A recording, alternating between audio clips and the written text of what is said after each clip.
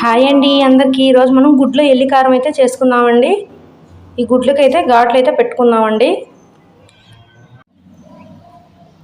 గుడ్లకైతే ఇలా సన్నగా ఘాట్లు అయితే పెట్టేసుకోవాలండి. అన్నిటికీ ప్రాసెస్ అయితే చూద్దాం. ఇంకా నేనైతే ఒక ఉల్లిపాయనే తీసుకున్నానండి. ఇవి కచ్చా పచ్చగా నలగొట్టుకోవాలి.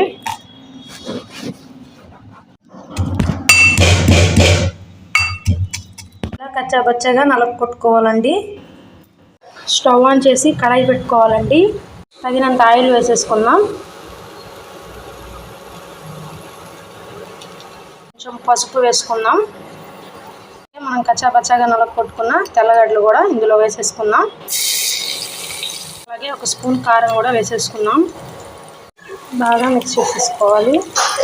అలాగే ఇప్పుడు మనం గుడ్లు కూడా ఇందులో వేసేసుకుందాం.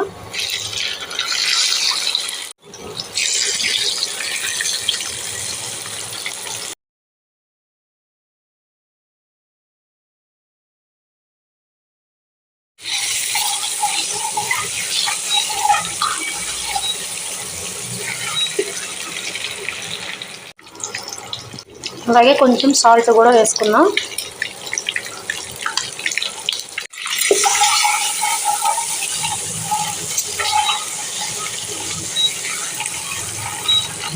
చాలా సింపుల్ అండ్ ఈజీ రెసిపీ అండి. ఇది తప్పకుండా ట్రై చేయండి.